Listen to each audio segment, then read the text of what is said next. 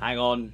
I know everyone hates Manchester United, but I promise you're not going to hate this video. It's a good one. Today, we're taking a look at every Premier League kit from 92 to 93, the very first Premier League season. Now, spoiler alert, the winner is not going to be Manchester United. So hit that like button and let's crack on. Let's do this. So in front of me, guys, I've made a list with all 22 teams. Oh yes, back then there was an extra 2 teams in the Premier League for the first, I think, 3 seasons, 92, 93, 93, 94 and 94, 95. When Blackburn won it, there was 22 teams in the Premier League. It was a 95, 96 season. They scaled it down to what we have now, 20 teams. Now, for me, this is probably one of, if not the best combination of kits there's ever been in Premier League history. Even at number 22, which I've put as Crystal Palace, not bad kits. Every single kit in this season is an absolute banger. So the Crystal Palace kit I've put in last place at number 22. It was made by a company called Bukta, B-U-K-T-A. They're the only kit, that's the only kit in this collection made by them. For me, it's not a bad home kit. I'm not a massive fan of the away kit, but it's quite plain. Going into 21, Wimbledon. Again, a nice clean kit. Football Kit Archive and the Premier League Kit Archive both has the kits without a sponsor. I can't remember off the top of my head. I'd have been like 3 or 4 years old, so a long time ago. But I think Wimbledon have had better kits prior to this one, and of course after this one. After this one, they went for like a darker blue. Everyone remembers the Elon X sponsor. Far more iconic kits in my opinion before and after this one. Made by Admiral though, you don't see Admiral about. Very much a 70s and 80s feel company, Admiral. There's a few Admiral kits in this list though, so this is probably Admiral in its twilight years, you know, before everyone drifted away from Admiral. So a little bit plain, Wimbledon. In number 20, again, another Admiral kit. This one is Southampton. Now, I always go on about the home kit that followed this one in the 93, 94, 94, 95 season. The pony one with like the V design. Absolutely gorgeous kit that followed this, and arguably one of the GOAT kits in my opinion.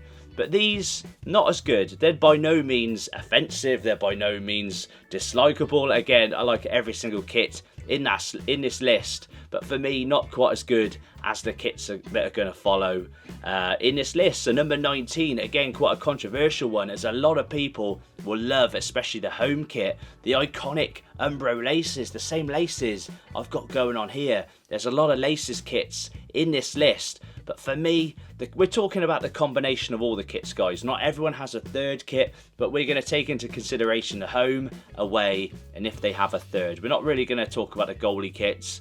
This is prior to goalie kits being 2 out there. I think this is probably one of the first seasons where goalie kits actually changed design a little bit rather than just be like a plain green kind of top. Probably one of the worst of the Umbro template, laces template, out of all the ones in this. A lovely home, as I said. The away, a little bit ugly. Not a fan of Sheffield United's away. They often go for like a yellowy colour away kit. Wasn't really a fan of that one. So the combination of all of them has left Sheffield United at number 19. By the way, ladies and gents, just as a reminder, I got back from Germany yesterday, hence why I've still got this bleach blonde hair. The missus keeps nagging me to dye it, but my scalp is on fire, so I thought I'd wear this shirt as it matches beautifully with the green and gold Manchester United third shirt around this time. We have many more German videos on clubs I wandered round. We've got Dynamo Dresden to follow, and a very historic video which you English are going to enjoy as well. But obviously I know, despite having more German subscribers recently, I don't want to alienate the OG subscribers, so we need to kind of keep everyone sweet and happy.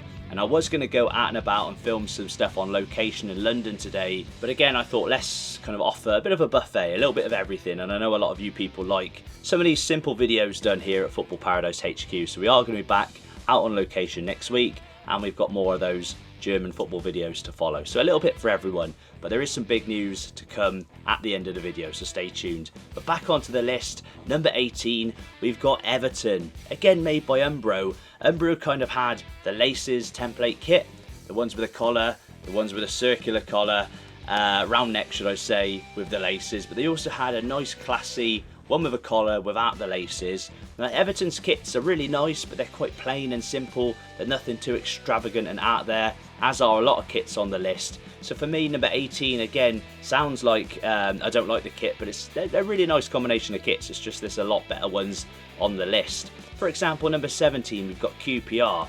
Now for me, the actual kits themselves are quite basic. It's really difficult to change up a team who play in hoops. Like, how do you make that kit different every year? But when people think back of early to mid 90s QPR, they often think of that sponsor, Classic FM. Has there ever been a more random sponsor for a football club? You're looking at like your target audience. What football fan, let's be honest, listens to Classic FM? I sometimes have it on in here just because the dogs apparently chill out a little bit of classical music, but very rare, so it's a very random sponsor. And I think that those iconic sponsors definitely add not only to the nostalgia of the shirt, but when we look back with rose tinted glasses, I think we definitely look back more fondly at that shirt because of the sponsor. Again, I've used Football Kit Archive as my point of reference, guys, as well as the official Premier League website. There is an archive on there if you want to have a little look through them.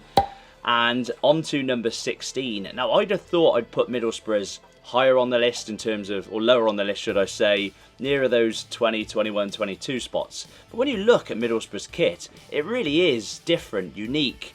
It's kind of extravagant and somewhat out there, but not in a too flamboyant way. Again, like some of the kits that we're going to speak about in a moment. But those sleeves are different. It's got the traditional collar. It's got a nice clean sponsor, ICI. It was made by Admiral. Again, Admiral, they're still around, but in terms of their heyday, probably a little bit on the decline at this point. But if you look at the away and the third shirt, they're both pretty much the same. The away being white and the third being a lovely kind of pastel-y blue colour. Not many teams had third shirts prior to the 90s, did they? But the 90s, yeah, like they definitely saw an opportunity there in terms of commercialism, marketing and selling merch. And if you do look at those Middlesbrough kits, they are really, really nice. Number 15 being Blackburn. Now, on first glance, you're going to think this is the iconic one they won the Premier League in, but it's very similar, but it isn't the same kit. And it's not, for me, it's not quite as nice as that kit they won the Premier League in. But the reason I've got it higher than some of the previous ones, and at number 15, firstly, Asics, however you want to say it, around this time were absolutely smashing it. They had some great kits out of this time.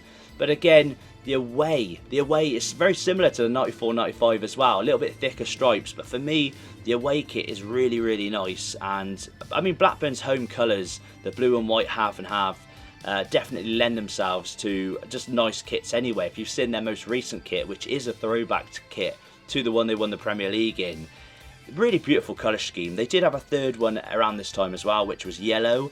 And again, I think they had a yellow third possibly after this or the one after that. So they didn't change it up too much in the 90s. They stuck to what they know and what worked well, and that's not a bad thing at all. Number 14, we've got Nottingham Forest, who again were made by Umbro. There's a lot of Umbro kits in this list. Now, the reason I've not got Forest higher, despite a lovely pinstripe home shirt, is because I think they're let down with the other shirts. I think it's quite a safe option if you look at Nottingham Forest kits. They're not too out there and extravagant. The away is very simple. I didn't even know they had this green third though until I went onto Football Kit Archive.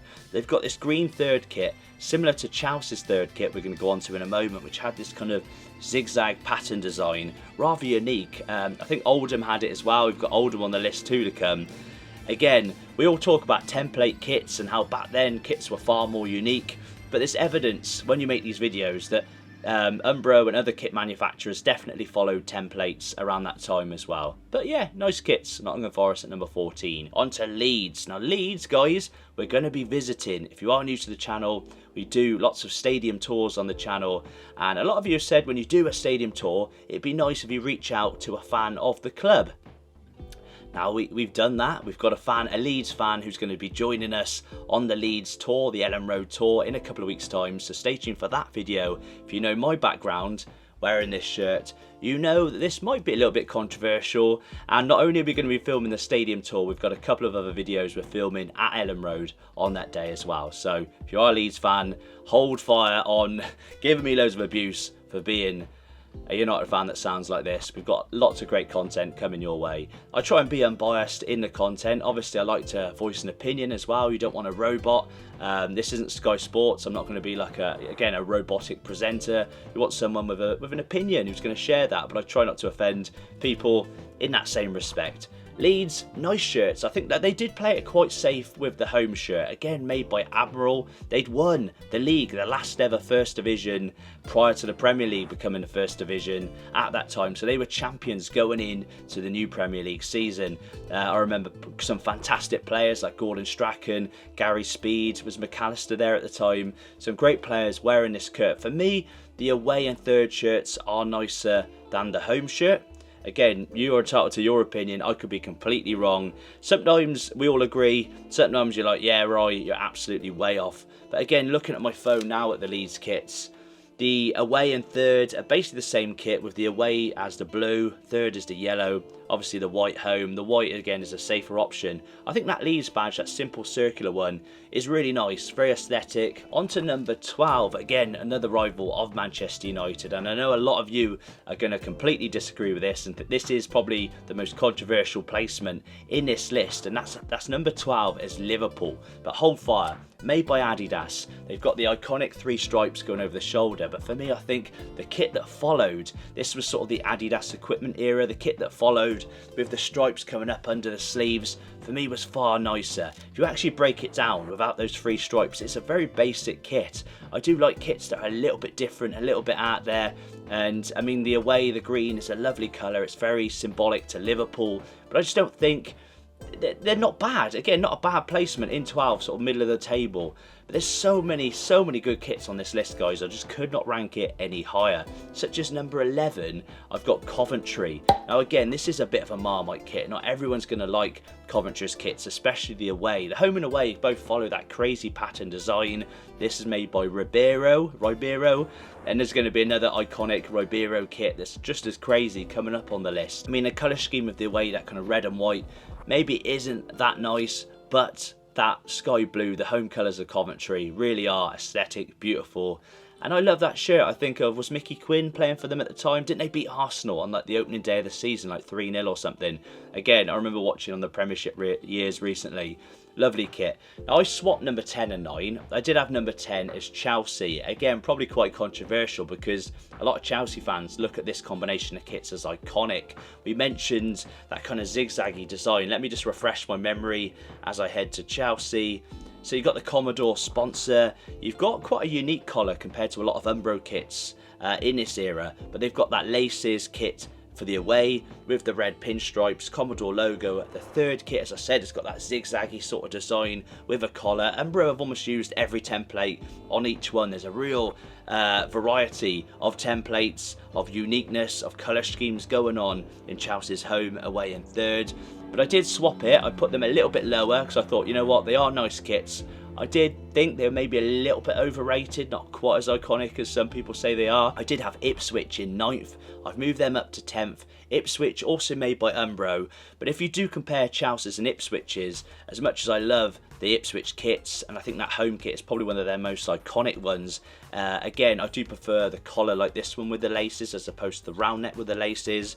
But if you look, the away white, quite plain, nice but quite plain. The third is the black and red stripes, similar to Blackburn's, again made by Umbro, not Asics. But if you do combine all 3 of those Ipswich kits and put those side by side to the Chelsea ones, I think Chelsea's do edge them a little bit. Now guys, in 8th we've got Manchester City. Now these are some absolutely fantastically beautiful kits. Again, similar to Coventry, even as a United fan, you've got to say that colour blue, it's just nice, isn't it? It's a nice colour. You'd wear a t-shirt in that colour regardless of the fact that it's City, and a lot of people dislike City. Remember, at this time they were rather inoffensive. I'm not going to kind of knock the history of Manchester City, but they were very different than they are now. However, looking at the kits, they were, I mean, City have nice kits now. There's not a beat around the bush, but that home kit, it's got some detailing within the kit. Kind of reminds me of an England kit. Was it the third one around the early 90s?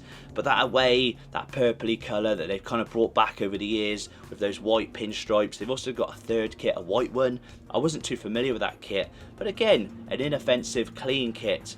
Really nice. I mean, if you look from, like, I don't know, number 14, 15, around that time, around that placement, all the way down to pretty much 3. You could interchange any of these kits. They're all absolute bangers. Number 7, I've got Spurs. The reason I've put those slightly over City is if you look at Tottenham's, they've got a little bit more detail in. Again, as I check my notes, I've put simple, subtle and classy. Something you'd say about Spurs as a club, surely.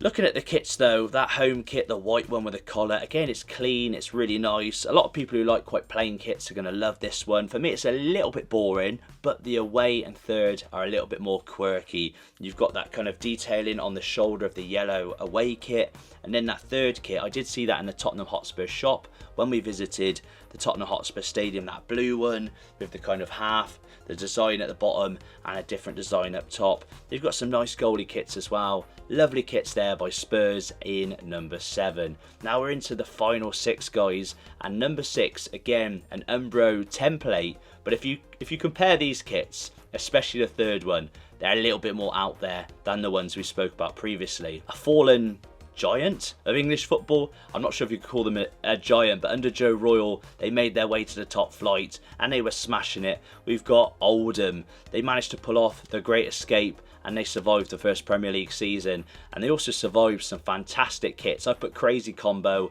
again made by Umbro. The home one for me, it's not got the laces, it's kind of got like a button collar, so it's quite similar to Ipswich. The colour scheme a little bit similar to Chelsea. You've got the red and white trim, but you've got kind of quite a flamboyant design. Is that the badge? I'm not too sure. Within the actual design, I love the Bovis sponsor. They've got, on Football Kit Archive, they've got Bovis as a sponsor for the home, but they've got JD Sports as a sponsor for the away, and then Bovis again for the third.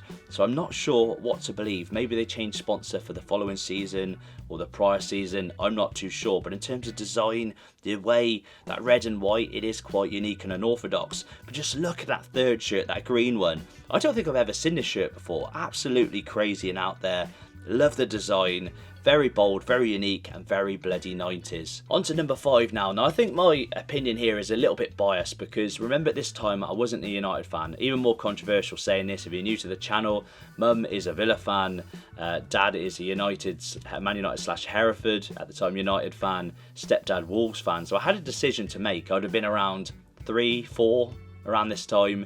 I waited until I was like 5 or 6 until I went with the glory, hold my hands up and all that. But I was kind of siding a little bit with Villa at this time. So I've got loads of memories of my cousins and my family wearing Villa kits around this time. I didn't have any of these. I had the one behind, the Muller one with the pinstripes. But the home one, again, iconic. Who remembers the chip, the Atkinson chip at Selhurst Park? I think it was against Wimbledon when the person ran on the pitch with the umbrella. An iconic kit. But I think Villa's colour scheme is lovely. I think the colour scheme makes you like the kit even more. Whereas I'm actually not that much of a fan of the circular neck with the laces. I think the laces look so much better, as I said, with a collar.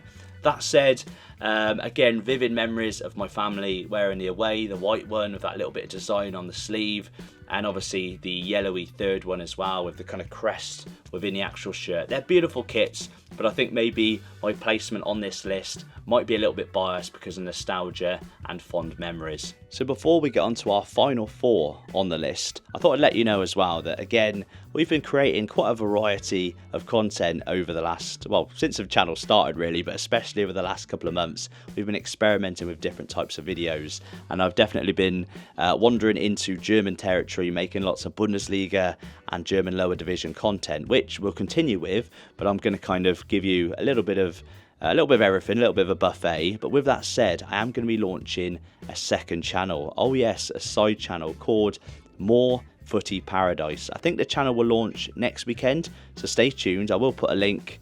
Maybe I'll put a link in the description below, who knows. It's going to be more for fun as opposed to building up like with subscribers and stuff. This is always going to be the main channel, and we're always going to have content that we've done in the past continue on the channel. But for those wanting more like DHgate shirt videos and stuff that's a little bit more light-hearted, I'll probably start putting that content on the new channel. We kind of haven't really done any live streams and stuff, so those who enjoyed the live streams and more content for fun where I don't really have to put much time into editing the videos and stuff, all that stuff's going to come on the new channel, More Footy Paradise. So stay tuned for that one. Stay tuned for more German football ground tours and so on. And let's crack on with the final 4 on the list. So here we go then, guys, on to the final 4. Now I've got Sheffield Wednesday in 4th place. The combination of these kits is fantastic. Obviously you've got the stripes on the home kit, that's a given, the blue and white stripes. I remember Stevie Bruce heading that goal, pretty much putting United into Premier League title winning position off the back of that late win versus Sheffield Wednesday. But some of the players they had at the time, Hurst, Waddle, Des Walker and so on, they were a fantastic team in the early years of the Premier League, and the kits were just as fantastic. That away kit as well with the stripes, absolutely gorgeous. So there we go, Sheffield Wednesday in number 4. Again, if you disagree with my decisions, let us know in the comments below and maybe share your top 22. It'll be interesting to know. They're so close though, it's not like there's horrible kits, mediocre kits, and then lovely kits. Like, they're all nice kits. So again, it's really difficult. In number 3, I said they weren't going to win this list. I've got Manchester United, of course. I'm wearing the 3rd strip. But in that game I just mentioned versus Sheffield Wednesday at Old Trafford, they'd have been wearing the home strip. Now, the 3rd one I've got on at the moment is from, was it from Soccer 03? So it is a fake. However, this one here was from Classic Football Shirts. It is a genuine one, and it's absolutely beautiful. Love the home. I know I didn't rate it that highly on the top 10 Man United kits video, but it's gorgeous, isn't it? You've got the collar with the laces, you've got the badge. I think the badge looks nicer in a shield, like on the on the 3rd, and behind you can see. Oh no, it wasn't that one, was it? My bad. Let me go and get the away. The away was the blue one. 2 secs. Another reason why you got to go steady with fake football shirts, guys. I make content more as an experiment. I don't kind of, again, condone buying fakes over the real thing. The real thing is far superior. As you can see here, look at the state of this bloody sponsor and stuff. But this is based upon the 92-93 away shirt. Very detailed. You've got the badge not in a shield. Again, I said I prefer the badge in a shield. But it is fantastic, absolutely beautiful shirt. You've got a little collar at the top. So you've got nice different designs. Obviously this shirt has become iconic and more synonymous with the Glazers Out campaign, the colour scheme campaign, based on the Newton Heath early United days. The combination of all 3, again, I'm not just judging this on one specific shirt.